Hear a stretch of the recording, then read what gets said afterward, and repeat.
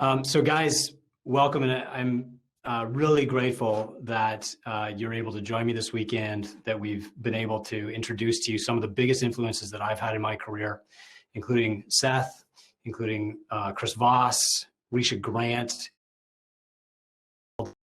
Amazing time with all of them, and bringing them to meet my Two Brain family felt a lot like bringing Michael Jordan home for Thanksgiving dinner.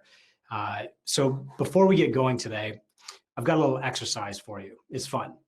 Imagine that your gym is still closed. And I know that's like bad luck right now, but imagine that your gym is still closed and you're training clients in their home. You have 3 clients to train today, each in 3 different houses, and you're going to have to drive from one house to the next. The only equipment that you can fit in your car is 1 plyo box. That's it. 3 clients, 1 piece of equipment. So I want you to take out a blank piece of paper or just flip a worksheet over or something. And I want you to write a separate workout for each of the 3 clients using only that plyo box. So here are their goals. Client number 1, strength improvement. Client number 2, weight loss. Client number 3, endurance. How do you help them achieve the results they want? Remember that you only have 1 plyometric box and 30 minutes to an hour with each client. You need to write 3 separate workouts. I'm going to give you 3 minutes to do that, and Mike's going to start a timer. Are you ready? 3, 2, 1, go.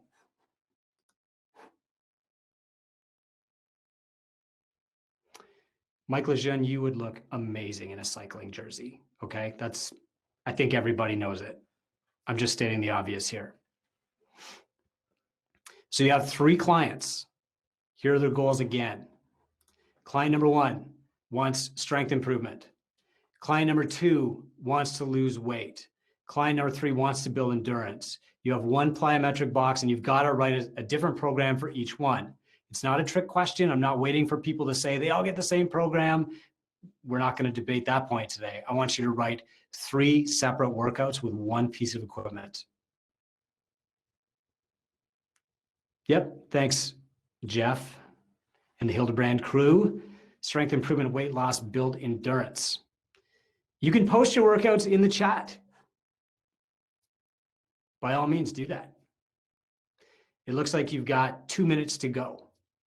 Now, some of you are already saying, I'm done. I've got it. I know how to program these workouts. It's a piece of cake. Some of you are thinking a little bit more about it. Some of you are trying to be creative. Some of you are thinking back to workouts that you've done before and how you would apply them.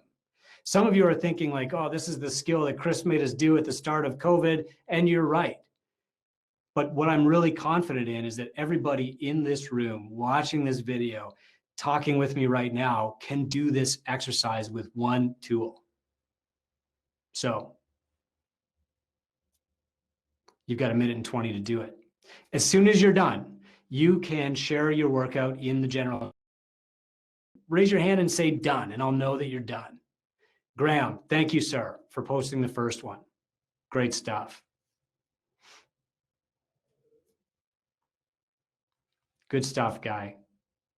Yeah, and Colin says an Irishman won the green jersey. He did. Congratulations, Sam Bennett today, and also to Pogacar for the massive upset yesterday. Russell Francis says endurance, 1,000 box step-ups. Now remember that you've got 30 minutes to an hour with this client, Russell, and you would like to go back tomorrow. I'm just kidding. That's great. You're right. 1,000 box step-ups gets the job done, doesn't it? We don't have to be super fancy. We don't have to be creative. We have to use the tool that we have to its maximal effect, and that's what we'll be talking about today. So I'm just going to take a couple of deep breaths, bring my heart rate back down to an aerobic mode, and yeah, then we'll see your workouts as they're placed. Juka says, Fran, that's his answer to everything. You know, the grocery store is closed. The answer is Fran. You know, your dog's not eating enough. The answer is Fran. Got it. Wow, David Allen. Fantastic. Fantastic. And Lee is about to post something for endurance here, which I love. Good stuff, guys. I'm seeing stuff come in here, and it looks like our time is just about up. Before I move on, I want to share something. I had somebody write me a letter, and I gave them this challenge yesterday. And his letter to me back was, my coach had this beautiful idea. He said that if my client was looking for weight loss, I would take the box, I would set it on the floor, I would sit the client on it, and I would talk to them about nutrition for an hour. And I absolutely loved that.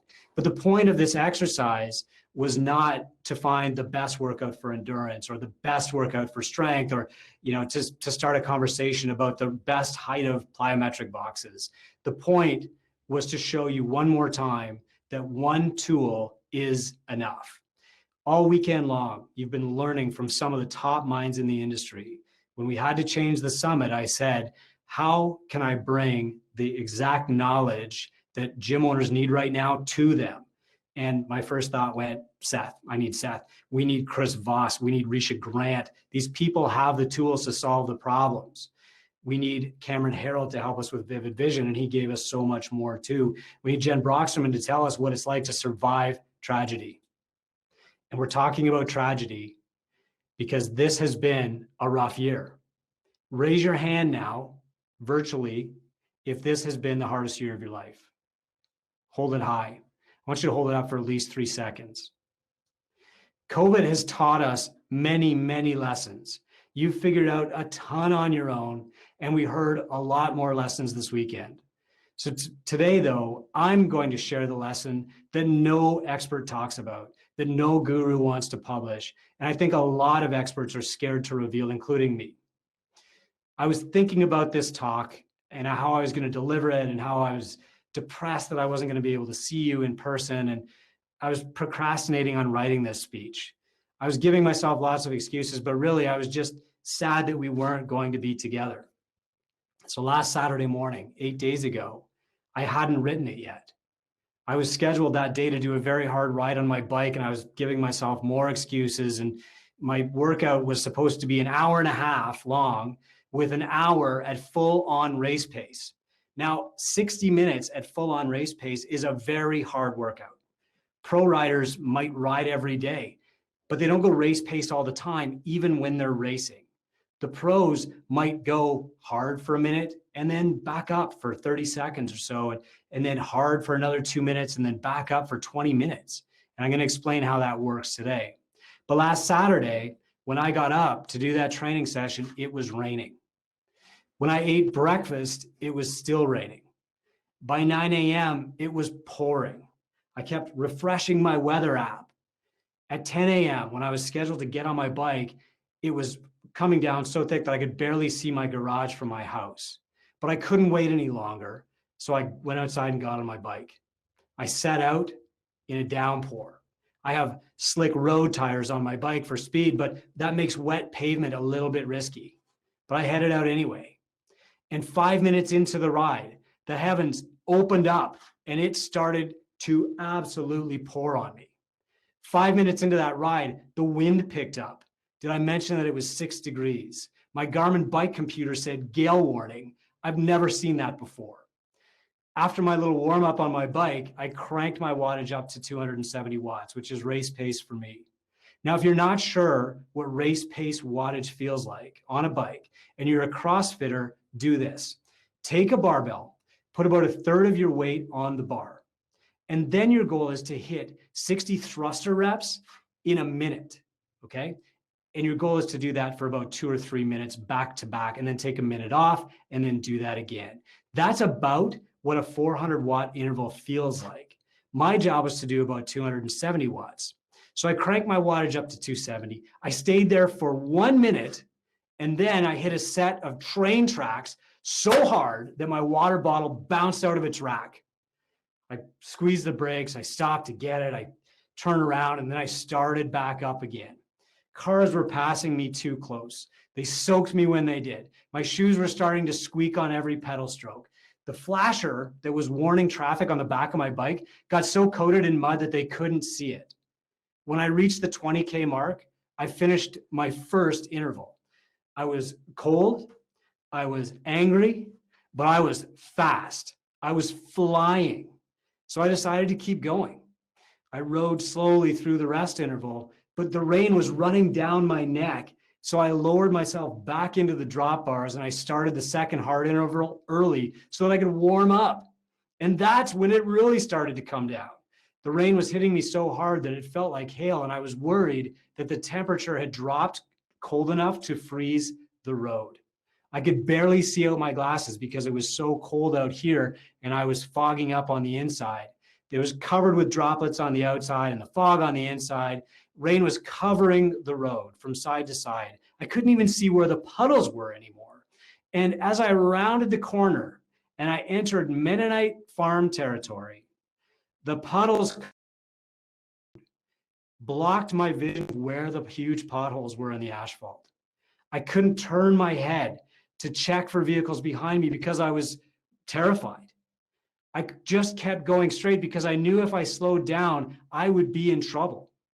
And then I looked down like this, and I saw the spray coming off my front tire, and it was kind of yellow. And I realized there was horse shit in the water, and it was streaking straight up my face, onto my glasses, into my hair, definitely into my mouth. You ever had horse shit in your mouth? Or have you ever been sure that there was horse shit in what you were eating, or that it was somehow in there? Somehow at the same time, I had a headwind in every direction I turned. And then I got a text show up on my bike computer. It was from my wife. She said, "It's bad out. Do you want to pick up?" Now, when Robin texts to ask if I want to pick up, it is bad out because I never want to pick up. So I stopped the bike to text back that I was okay. Wind was whipping the poplars around me. My glasses were fogged over as soon as I stopped. And when I looked down, sweat got into my eyes. And up ahead, I could see a Mennonite carriage where I was absolutely sure that horse was dropping the next load of shit into the water that would soon be on my face. But I texted Robin back, "I'm fine." Really, I wasn't. I was absolutely furious. I was furious at the weather and the road and the horse, but mostly that I still couldn't find the words to share with you guys today. So I just kept going. I finished the second hard interval and I made the last turn north toward home. I was so far away from home now that it was too late to turn around. It was easier to just go ahead. And besides, I was out of Mennonite territory now. Another hour in the rain would at least clean me up a bit. But then my legs started to cramp up. My legs were cold. I'd been soaked for 90 minutes already, putting out monster wattage, squeezing my bike as hard as I could to stay upright, frozen with the fear of crashing or hitting a flat, pumped so full of cortisol and rage and frustration that my quads locked. I couldn't stand up on the hills. I couldn't decide whether I should just spin my pedals faster and try to generate some heat or to stop and drink more water. But I knew that I was too pissed to call for a ride. I knew that I would be bad company, and I didn't want to talk about why I was so angry. So I just kept heading home. My legs were cramping. I was cold. I was frozen. And most of all, I was just angry at the day. I was looking for a fight. I was wishing for one more car to cut me off so that I could kick out its taillight. I rode all the way to the finish, a 60K loop. My best time on that 60K course was 2 hours and 3 minutes. And as soon as I coasted down the hill into my garage, freezing, soaked, cramped up, I checked my bike computer to find that I hadn't hit my goal of sub 2 hours, that I'd finished in 2 hours and 16 seconds. If I hadn't stopped for the water bottle, if I hadn't stopped to answer the text, if I hadn't been so nervous about the potholes hiding under the water puddles, I'd have been under 2 hours. But I knew what I wanted to tell you. JFK said, "We go to the moon not because it's easy, but because it's hard." Seth once told me that writer's block is a myth, that plumbers don't get plumber's block. Real writers produce a blog post on Tuesday, not because they're inspired, but because it's Tuesday. I want to tell you the secret. Most of the time, I produce mine because I'm pissed. I get mad when people try to sell you stuff that doesn't work. I get mad when people who have never owned a business try to tell us how to run ours. I get mad when people figure out how to trick you and then they sell that trick to other fake gurus. It's happening and I'm mad about it. But today I'm going to tell you, use the anger. This chip on my shoulder has produced reams and reams of paper. In case you're not sure where paper comes from, it comes from wood, and I've got a ton of splinters to grind. You're mad.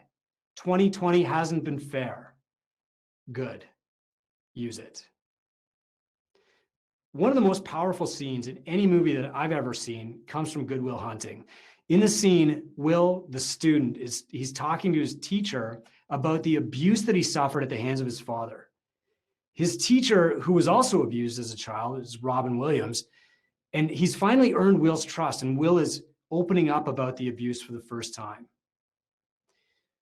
Will says, yeah, my dad used to just put a belt, a stick, and a wrench on the kitchen table and say, choose.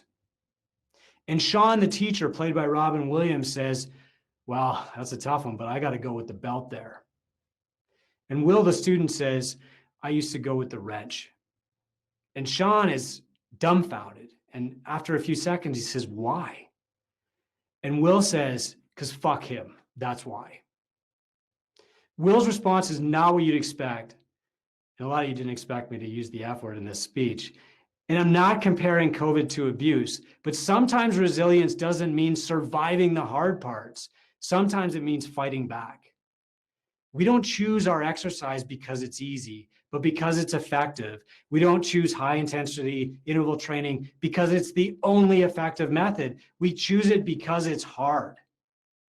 We don't choose entrepreneurship because it's the simplest path.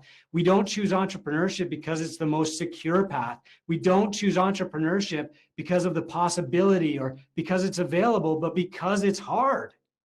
We want hard. I used to think that hard work meant getting up at 4 a.m. and driving to work in the dark.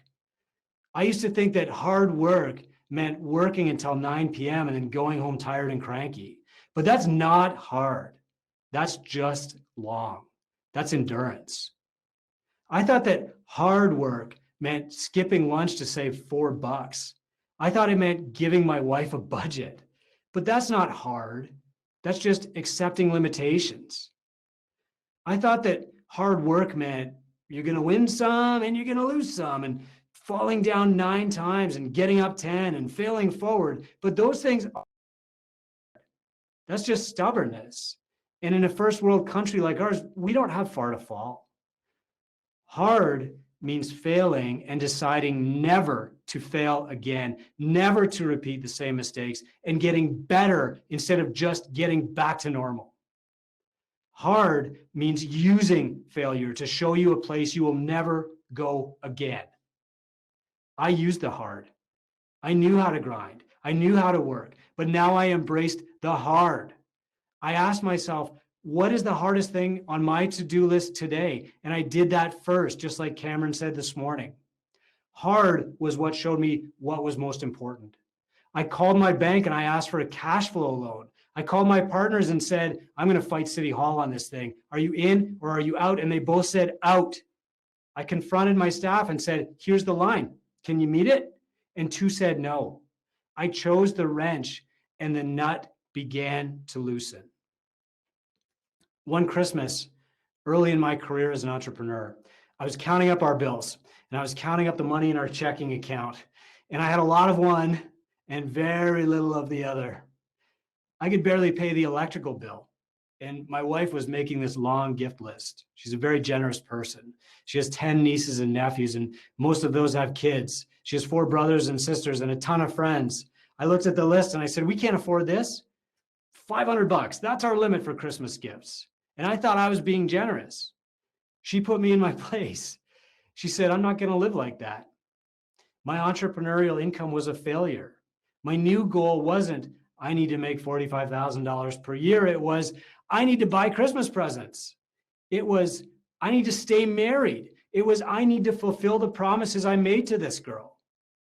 So I used the failure.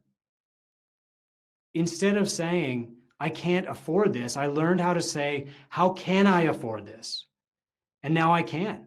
This year when COVID struck, Robin and I bought 50 bikes for local kids. I would not have been able to do that if I hadn't failed to buy Christmas gifts for 5 kids a few years ago. In August 2008, I had the worst month in my gym's history. We did about $8,000 in sales. I had about $11,000 in expenses, not including my own paycheck. My bank account was empty. I'd written big paychecks to coaches and I didn't have the funds to clear them. I was alone. I'd just given my partners an easy way out and I was thinking about my own exit. I was terrified. That fear drove me to illogical, irrational thoughts. I thought about turning my gym into a customer-owned co-op. I thought about driving my truck off a cliff. It was the greatest fear I'd ever known, but I wasn't really scared of going bankrupt. My parents would have taken us in, or we could have sold our new house. I was scared that my failure would be my fault. I was scared to admit to my wife, to my staff, to my gym family, to myself that I could fail. Hell, all signs pointed to it. There was really no reason to think I would be in business at the end of that September. I had nothing on the horizon, no plan, no hope. I was going to fail and it was going to be my fault. But when I realized that I could fail, everything changed. I opened my eyes to help. I asked questions instead of giving my own opinion. I accepted generosity, even charity. I asked people for their time instead of avoiding their tedious conversations, and I took their advice. I asked them for money. I asked them to refer their friends. Now that I'd experienced the biggest fear of all, of it all being my fault, all the other fears seemed small. I used the fear.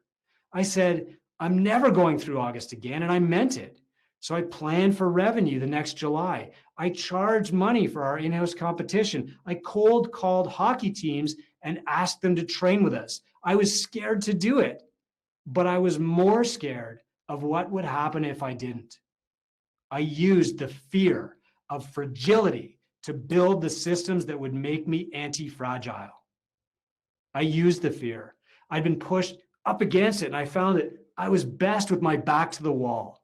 And you are too. You just need the right wall. So last Saturday, I got on my bike, not because it was a beautiful day, not because I wanted to go for a ride, but because it was 10 a.m. on Saturday, and that's when I get on my bike. Every author, every guru, every expert says, stay positive, keep moving forward, chop wood, carry water, grind, stay positive, inspire your team, be like a duck, calm above the water, paddling like crazy under the surface, be the light, be the face, be the model. I'm telling you, swallow the shit. Use it. Use the failure. Use the fear. Use the anger. Use anything you have left. Use all of it. Get mad that your government shut you down. Get mad that Big Sugar is lying to your clients. Get scared if you need to, but then get to work. You are at your best when your back is to the wall. 2020 is behind you. Use it. I want you to take out your worksheets. There are 4 exercises that we're going to do together to push off against the bedrock of 2020. I'm going to give you 5 seconds to get those out. First exercise, think about your to-do list. What is the hardest thing on your to-do list right now? I want you to write down the steps to accomplish this task. I want you to smash it down into the smallest possible pieces. I want you to make the first step to that really easy, but I want you to promise me that once you start, you will not stop. Ready? Go. Write down the hardest thing on your to-do list right now.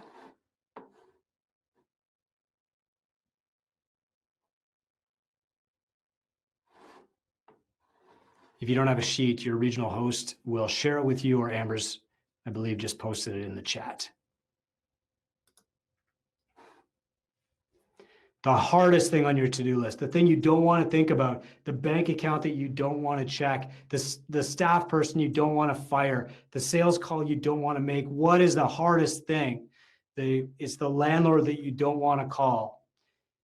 Maybe it's the mentor that you don't want to answer to. Maybe it's the numbers that you don't want to put into the dashboard. The hardest thing, write it down. You're not committing to doing it today. What you are doing is writing down the steps to help you accomplish this task. If step one is go get a double espresso, that's fine. Write it down. That's my first step. If step 2 is do a hard workout to calm you down, that's fine. Write down the workout.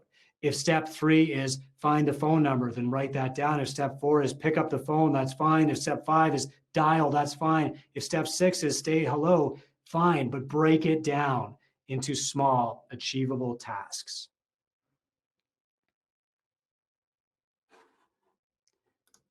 The next step is commitment.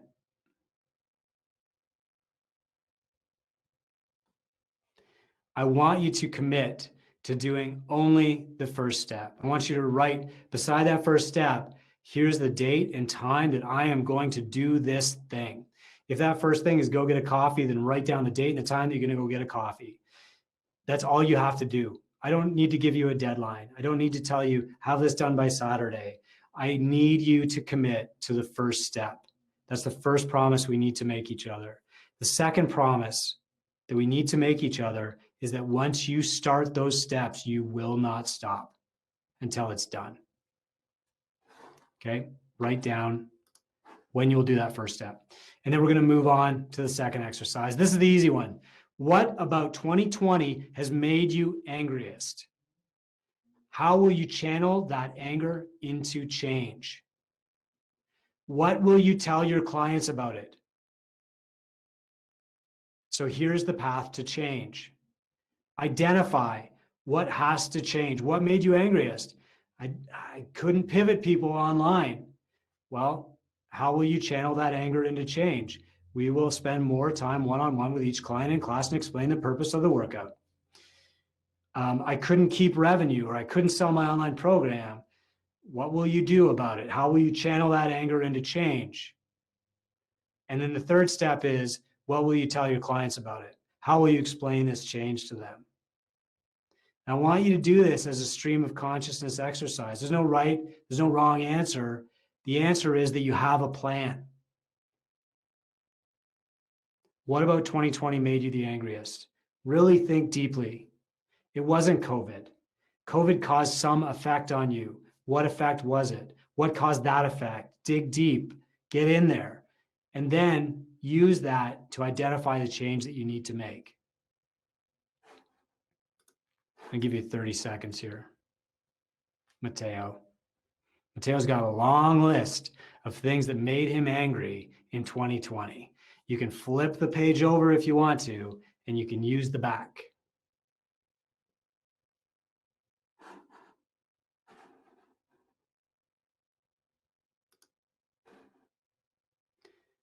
The next exercise, the third. What was your largest failure in 2020? What was the biggest mistake you made? In hindsight, of course, we're always quick to judge ourselves through the clarity of hindsight. But in the moment when things were emotional and things were changing quickly and we didn't know what to do, we made mistakes. We all did. Absolutely. Maybe your team helped keep you on the rails. Maybe you could correct them. But for the most part, there's probably at least one big mistake and maybe 10 that you wish you could correct now. I'm going to tell you the secret of failing forward. And the secret of making mistakes in business is not you need not make mistakes. You do need to make mistakes, but you also don't need to encourage mistakes. You need to give yourself permission to make every mistake one time, and that's it. You need to promise yourself that you will never make the same mistake twice. This is how you become anti-fragile. The vase tips off the table, it gets a little crack, you put some glue on the crack, that crack is stronger than ever. The vase is stronger. You need to write down what your biggest failure was. And now I want you to write down what's going to make you immune to that same failure in 2021. In your body, your immune system is internal. But in your business, your immune system is external. It's your mentor, it's your peer group, it's your staff. What was your biggest failure in 2020, and how will you make yourself immune to the same failure in 2021? So that if the same problem comes around again, haha, sucker, we're immune to you now. We've super compensated. And by coming around again, we're in a better position than ever before. Fourth exercise. What did 2020 prove to you about yourself? This is crazy important. 2020 taught me that our values were worth sticking to at Two Brain. 2020 taught us that we are most valuable as mentors when things get tough. 2020 taught me that my queen bee role, as Jen said, is producing content and courses really fast and connecting with the experts who have the answers that I don't, and acquiring that knowledge from them and then giving it to you. That's where I'm going to spend my time in 2021, creating the content and courses that will help you. Okay. What did 2020 prove to you about yourself? The other thing that 2020 proved to me was that the team that we have at the core of Two Brain is the right team. There were changes in that team. I'm sure there were changes in yours. There were changes in our clients. There were changes in your clients, but we're better now. We're leaner. We're focused, and we have a clear sense of purpose. Our values have been tested and they passed the test. Yours did too. What did 2020 prove to you about yourself? This time I want you to post your answer in chat, okay? Whatever 2020 proved to you about yourself, post it right in the general chat there. I want to see some of this stuff. Mateo, 2020 proved to Mateo that he can get angry, which none of us have ever seen before. I'm more resilient than I thought I was. Emily, yes. Colette, you're a better leader. I'm a better leader than I thought I was. We all saw it. Your clients saw it. It took 2020 to prove it to you, didn't it? Debbie, people believe in me. Nick, you can make it work when you take the chance. Yes. Priscilla, authenticity always wins. Fantastic. Seth Godin, high five. Let's play some ultimate frisbee. You know, they're coming up. You know, Lori, that our community values us more than we thought. I mean, if it hadn't been for COVID, how would you have known? Monique says, see the bright side and take action. Mike says, I can win. Hell yeah. If it hadn't been for COVID, what would have happened to prove that to you? Use the hard. Use the fear. All right. You've pushed off. And as Cameron said this morning, momentum breeds momentum. So I want to give you some momentum. I'm going to give you a pull. Last Saturday, after I finished that long ride in the rain, I pedaled easy for a couple of days. I let myself recover from it. But by Tuesday, I was ready to go again. And when I say I was ready to go, I don't just mean I was ready to ride my bike. I wanted to race. Now, I don't know about you, but the thing that made me fall in love with CrossFit or hard exercise years ago was that it made working out feel like a game.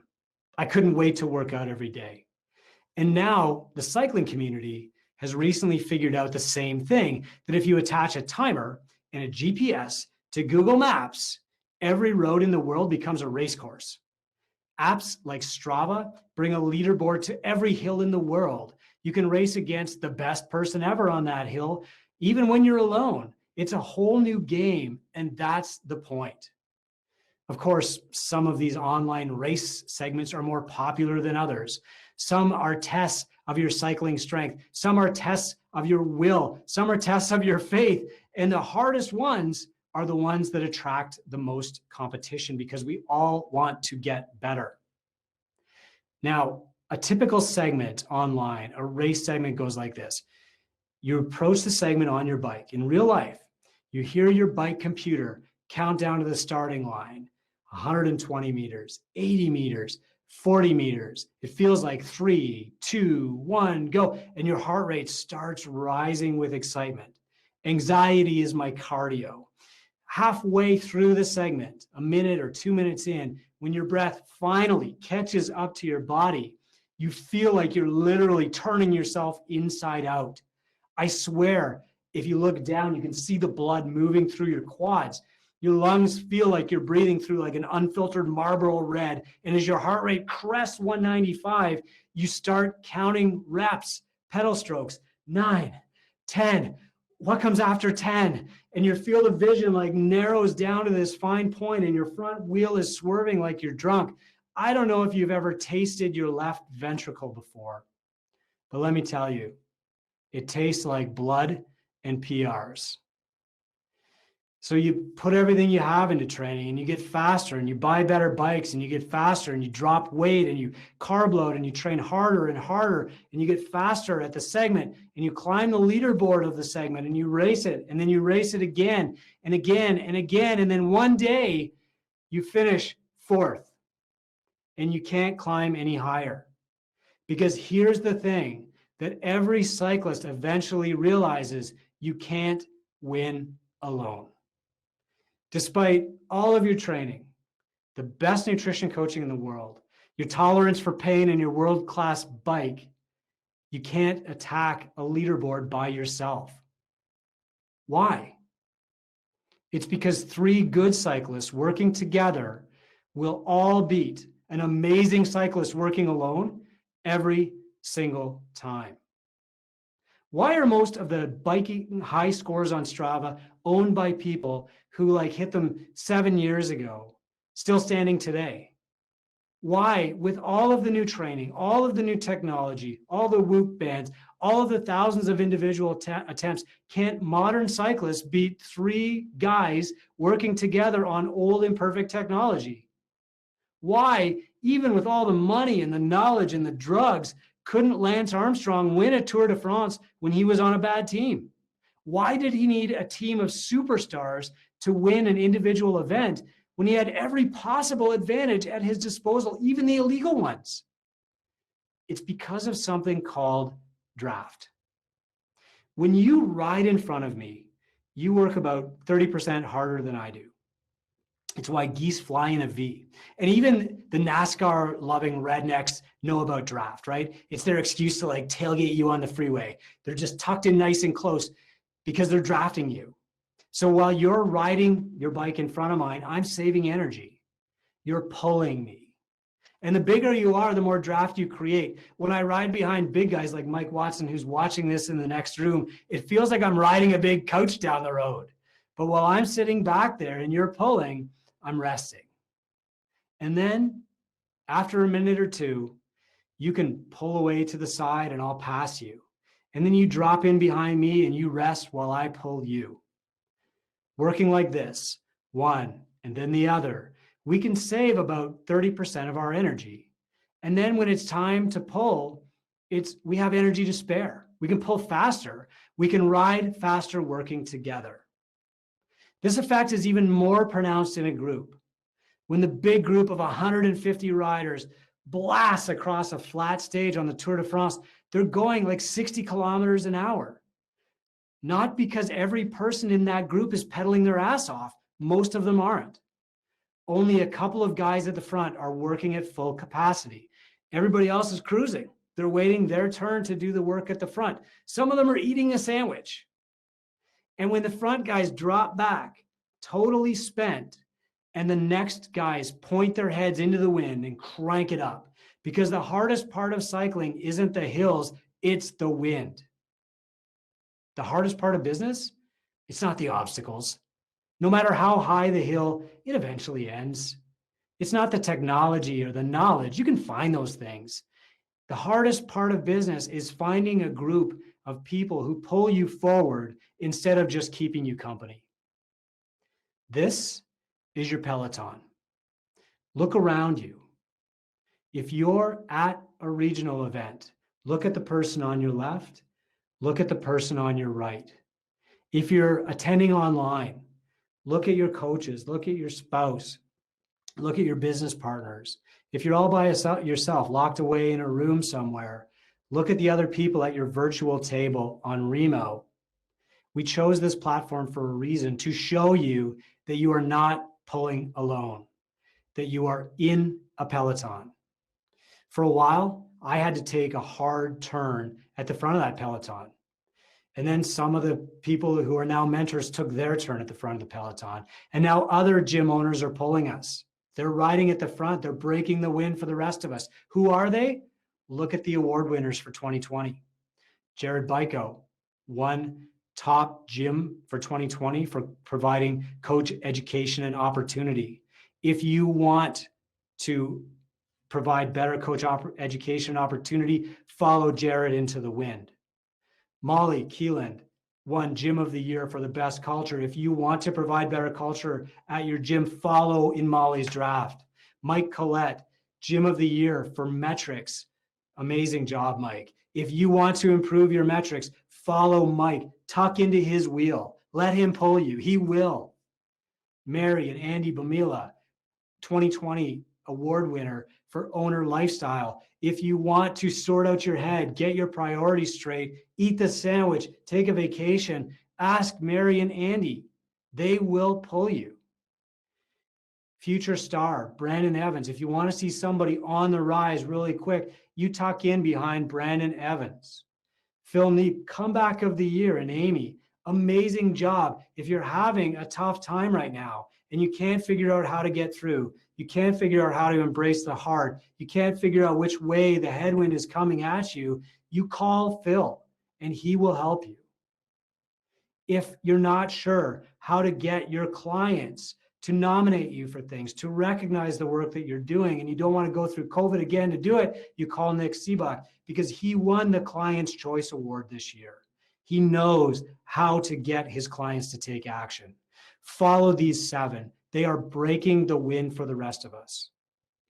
Now, starting this month, I'm going to tell you who's at the front of our peloton in several different categories. I'm going to look at the data that's in the Two Brain dashboard every month, and I'm going to show you a leaderboard. Not so you can say, wow, she is a lot faster than me, but so that you can follow her. Because the real magic of the peloton, the super secret that people don't understand is this. The woman at the very back of the peloton is moving at the same speed as the woman in front. They are going down the road together. The woman in front is working hard and she's winning right now, but she won't always be in front. Someday she'll need to break off and eat her sandwich, and then she'll hang back in the peloton for a bit until it's time for her to put her nose into the wind again. And someday it will be your turn at the front and you will be ready. Your experience and your leadership will pull the rest of us forward faster. Why do I know this is true? How can I say with 100% confidence that someday you will lead all of us? Because if you put any 3 people with slower bikes and no formal training working together in a group, they will beat any single rider every time. If we take a group of good gym owners and identify who's out front right now, then we can all tuck into their draft. We can let their inspiration and their hard work pull us until it's our turn to take the front. And then we can pull, we can do the hard work. We can face down the wind, knowing that everyone else will benefit too, because I promise you, being the rider on the front is fun as hell. Our group is moving faster. We dropped a couple of riders during COVID, but the group grew and we're unstoppable now because none of us is as good as all of us. And the more we practice, the more we race, the more we leaderboard and get out there and compete, the faster we all move. This is the fastest peloton on earth right now. Thank you for letting me be your domestique. I'll bring your sandwich anytime. Guys, that's it for our summit this weekend. I'm not sure if Kalita is coming back on, but I want to sincerely thank you for proving something that was very important to me, and that is that we are delivering value as mentors. The summit was a great indication of that. I was incredibly sad, distracted, depressed when we had to move our summit online, and immediately I asked myself, how can we make it even better? Without skin contact, 6 feet apart, wearing masks. I think we've done a really great job. I'm thrilled that you're here with me. I'm thrilled that you're sitting at my table, and I'm thrilled to go down this road with you.